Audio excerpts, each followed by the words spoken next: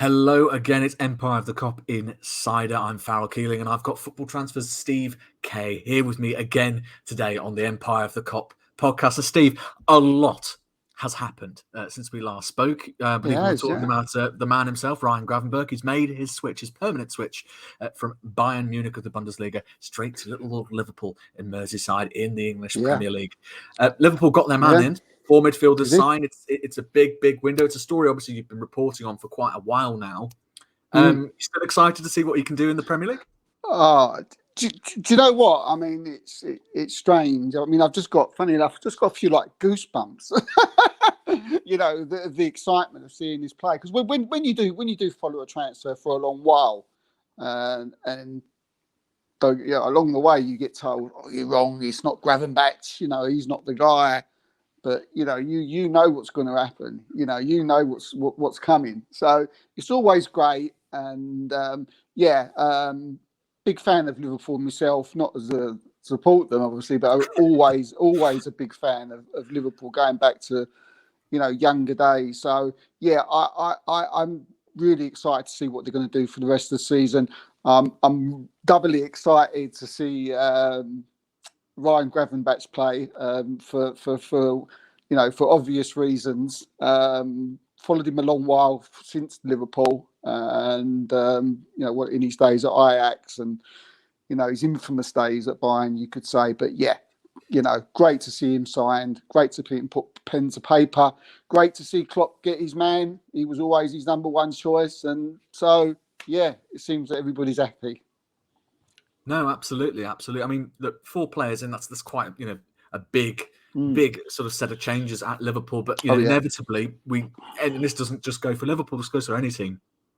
We can never totally escape the clutches of the transfer rumour mill, can we? Several months obviously down the line until we hit January, and then the madness begins afresh. And obviously, given the business that sort of many were expecting Liverpool would go on to do beyond the midfielders, specifically a left-footed centre-back, Liverpool fans can certainly expect to see a whole host of names linked with the club consistently all the way through to January. And it seems again that Liverpool are apparently prepared to, spend the money again and bolster their defensive department at the next available opportunity. And obviously, you've freshly reported on this, I believe within the last hour. So you first to it again. Could you just tell us about where Liverpool currently stand, what they're thinking, how much they'd like to spend, and just where we are really months ahead of the January window?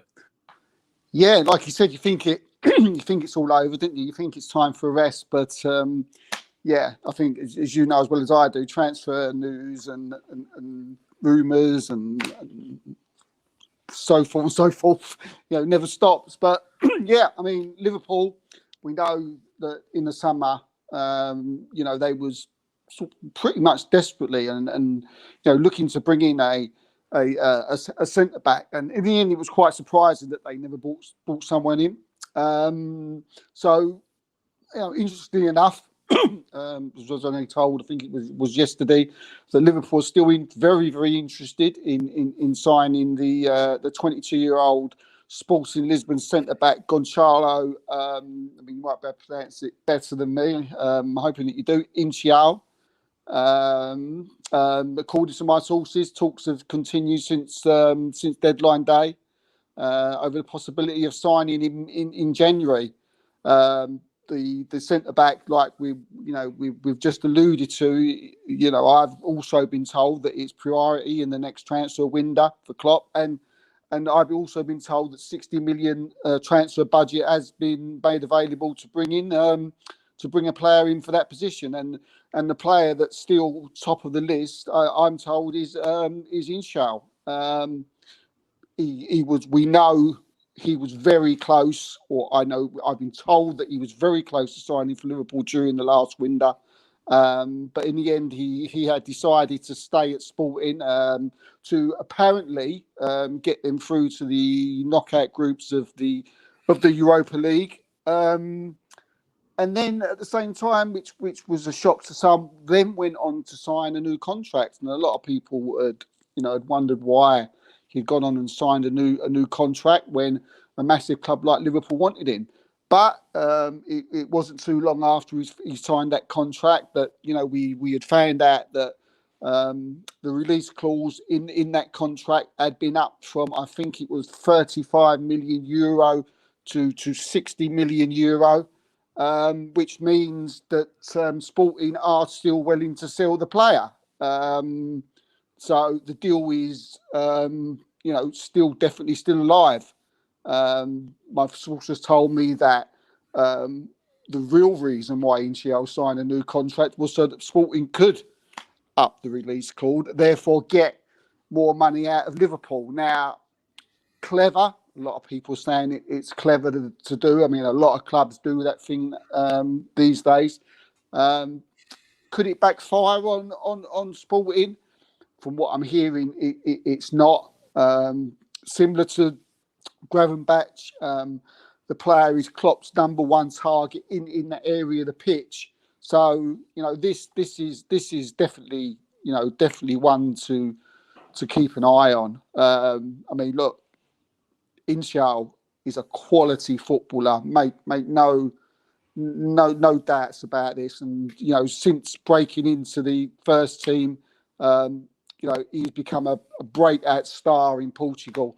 I think he's made around 120 appearances, scoring 11 goals and 8 assists. From the centre back position. I mean, he's a threat going forward in the air. Has an excellent passing range. He's also left-footed, which is we know that's how the key one. which we know is like very, very hard to come by. I mean, he's got so many different attributes. I mean, he's fantastic at driving out of defence. I mean, he's a tough tackler. I mean, for me, this is an elite defender, and if Klopp can get this one over the line in January, then who knows? They could be pushing to the title. They really could. I suppose this is the problem, not the problem because it's served us so well historically, but because when Liverpool do go about their business and how they have gone out with their business of late, there are a lot of boxes that need ticking. You're thinking generally, I mean, it was around 20 to 24 sort of years of age was the general sort of ideal target favoured by our recruitment team, but then they still wanted prospective signings to have played, I think, in the region of above 150 sort of senior games, which is quite a lot. You said 120, I believe he's played 126 senior games. So you're bang on, really. It's across all competitions, of course. So you're thinking, all right, fine, okay, not 150 plus, but you're thinking that's still a pretty sizable pool for you to dip into, get your data, do your analytics, and just do your due diligence really before you sign the player. And obviously, you mentioned there is Klopp's top target. You can see why. 22 years of age, left-footed, which is so integral for the kind of player that Liverpool are looking at the back. And if you're thinking 51.5 million release clause, okay, it was more expensive than what it was in the summer, but you can't blame Sporting for coming out of this and saying, well, we value the player, Liverpool value the player, you've got the money.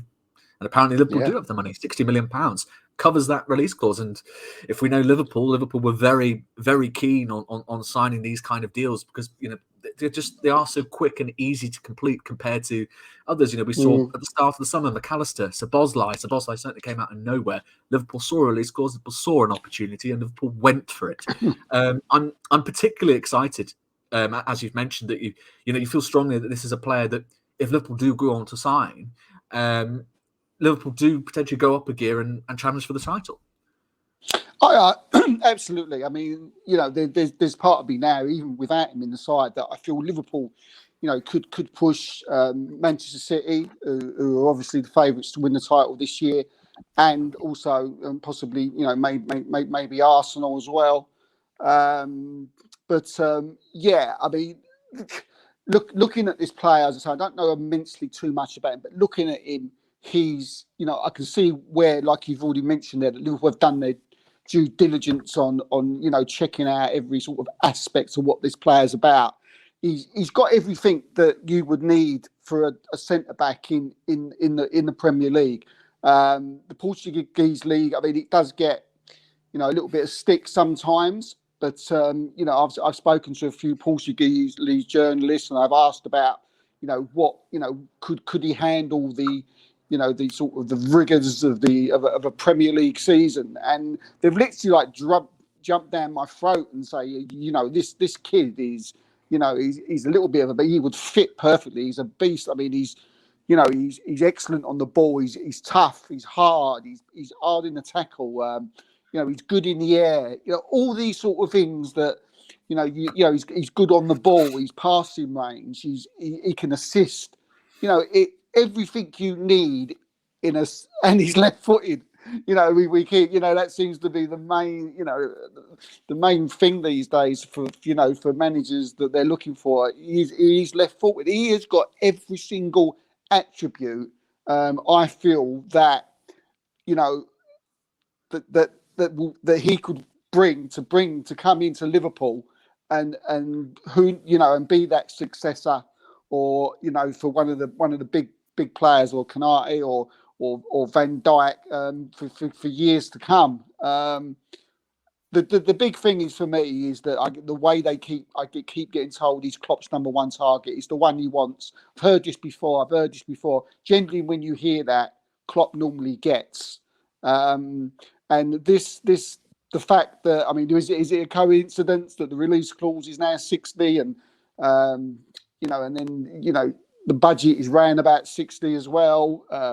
Has a deal been done beforehand? Has something been talked about in the summer that we said, like, we'd like to keep him for the Europa League, get us through to the latter stages maybe, and then you can sell it. Well, you can have him in January. There's a big possibility, but yeah, I mean, he's an excellent player, and he certainly could be that final cog, in the Liverpool side that could push them to back up to where they was 2-3 years ago where they were challenging Man City. No, it's extremely, extremely exciting to hear. I think what's encouraging from this perspective, you've already mentioned that this is Klopp's sort of number one target. It does seem, this isn't just a signing the recruitment team are pushing. This is a signing Klopp has gone, I want him, please get it for me. And we know when Klopp gets involved in the equation, Klopp tends to get what he wants. I think, do you get the sense very much Liverpool, not just simply because Klopp seems to be pushing behind this, do you get the sense that Liverpool are confident they're going to get their man in January? Yeah. It's definitely got this Gravenberch, feel about it. Obviously, we're in the transfer world. Deals have got to be done. Things change. Liverpool may get an injury in areas where they feel that now they may need to go in January and spend that 60 million on another area. But I'm certainly getting the feel from the people I'm talking to that this is one they're pushing for. Look, talks I've taken place since the end of the transfer window, so they've continued. I've been told that they have continued. So they're definitely pushing, and I'm pretty sure that when a club puts in another release clause into a new contract, that tells you. I mean, I've been doing this for quite a long while now, doing transfers, and that generally means that that the players are for sale. So when you put the fact that there's been talks, when you're hearing the people that are close to the club saying, look, this is Klopp's man, he wants him, you do get that start to get that feeling, because I never really heard those sort of things with Caicedo. I never heard those sort of type of conversations I never had those type of conversations with sources when Latvia, there was never that. When you see Klopp in press conferences, you never really got that feel that it was all that, I don't know what's going on. Yeah, maybe he is. I've heard we've put something in. This is different. This is like I'm getting the Gravenberch feel of it. So, hopefully they'll get him. No, very exciting. I mean, I'm hesitant to ask. I mean, nothing's of course ever sure in life, but you get the impression, certainly from what you've been saying, this seems to be a man that Liverpool are very much keen on getting in the winter window. But Liverpool have oftentimes of late been accused of being so fixated on their plan A, they often don't have a plan B. I think that's partly to Liverpool's credit. They persisted. This was the case with Van Dijk. You mentioned, of course, that the Portuguese top flight has been sort of slighted, but we do look at the kind of standard of players that have come through. Particularly, let's not moving on past sort of Louis Diaz. Let's look at defenders: Pedro Porro at Tottenham, Ruben Diaz at Manchester City. You can get a high quality, high standard of footballer, a technical footballer as well, not just a brute playing in the Premier League. So I think, and obviously, we know Liverpool have connections in the Portuguese top flight. It's a league that Pep Landis, Klopp's assistant manager, is quite fond of as well. So it all seems to make sense. Do you get any? Have you been hearing any sort of word whether there are any sort of contingency plans in place when it comes to Liverpool finding their sort of ideal left-sided centre-back, or does it very much seem the case that it is plan A and only plan A? At the moment, I don't have any other names apart from, Incho. I don't know if I'm pronouncing that wrong. I'm waiting for you to say it. I'm struggling too, to be honest. We've got a few, Sabozla. I was wondering why you was keeping quiet when I kept saying it. I'm in the dark to you, my friend. I was thinking that's it. Yeah. But no, I mean, look, they've been linked with players like Mark Gay in the past. They was linked with Lewis Colwell. So it definitely seems to be that those three. Obviously, Colwell's went quiet. We know there was a lot of interest in Colwell. Guy's still out there, although that's pretty much quiet. And it seems to me that he would stay at Palace now until the summer, someone in January. So it really does seem to me that this is the guy that they want. And as I say, I feel that there is a good chance that they could get him. I mean, there's like we've already sort of alluded to. It's a left-footed centre back are very rare. There's not many out there, and it's what Liverpool need, and everything points to this guy. Every single little bit of information, every little sort of thing you look into, everything points to this Incho. So at the moment, and obviously you'll be first to know if there's someone else, but at the moment I tend to think that this is the guy he wants. He's Klopp's number one, as we keep mentioning, and I feel there's a good chance, as you said, anything can happen. But I think he'll slip straight into that side. I think he's an excellent player, and you're right what you say. And people seem to think that players in Portugal are a bit weak, but you named quite a few there. I mean, even the technical ones, they've got this little bit of toughness about them. So I don't really know where that comes from. Even Fabio Vieira of Arsenal, he looks small, he looks slight, but he's very difficult to knock off the ball. And again, I spoke to a Portugal journalist about him, and they seem to get very sort of irate when you mention that they can't handle the Premier League. So if you ever get to a chance to talk to one of them, don't say that. No, top man. No, I mean, as you said, they're very rare left-sided centre-backs, aren't they? And the good ones even more so. Liverpool happen to tick those two boxes. I think many will be certainly very happy. It was one we wanted ticked in the summer. If we can survive until the January window, we've had a few early scares. Virgil van Dijk through suspension, Ibrahima Konate fortunately through injury, but thankfully the Frenchman appears to be back in action on the training pitch. Yeah. So is there anyone else you can think of out there that that Liverpool that you'd like to come in? I'm not too sure. I've seen the links, of course. I think Tapsoba was one that sort of popped up at the end, but he's right-footed, so that didn't really make much sense to me. No. We saw. I'm going to butcher his pronunciation, but Naif Agurd from West Ham, who is left-footed. But I'm not so sure whether maybe meets the standard. No disrespect to the player, but obviously the standard of playing, being a quality sort of player for Liverpool Football Club is with all due respect to West Ham, there is a difference there.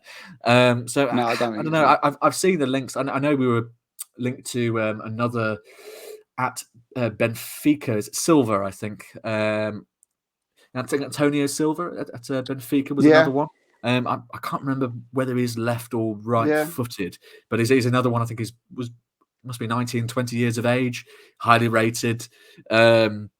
So you could see why Liverpool would be sort of keeping tabs on that one. But I think certainly from all the links we've seen over the summer, Goncalo and Inacio, I probably got that wrong. But he was a frequent name that sort of popped up. None of us know. None of us know. We'll get it. We'll get it right. The player will come out inevitably and correct everyone.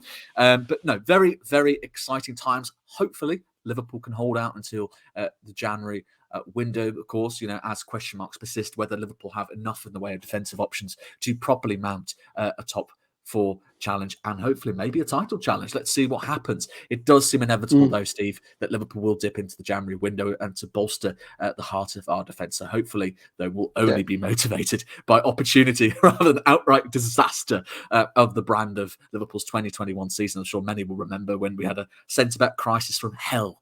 But yes, I can imagine. So hopefully we'll see what happens. We'll see what happens. I mean, Steve, you've been an absolute pleasure as ever. Anyone watching this, of course, you can catch all. My pleasure. Thanks for coming on. You can catch all of Steve's work on football transfers and on his personal Twitter at SteveK9KS1TV on Twitter. Please do give our podcast a 5-star rating if you've enjoyed this on Spotify, Apple Podcasts, or wherever you're listening to your podcast. And of course, you can drop us a subscribe on our YouTube and our Substack at empireofthecop.substack.com and share your business, share your thoughts on Liverpool's business and the prospective business you'd like to see Liverpool complete in January. This has been all from us here today, Empire of the Cop. Take care.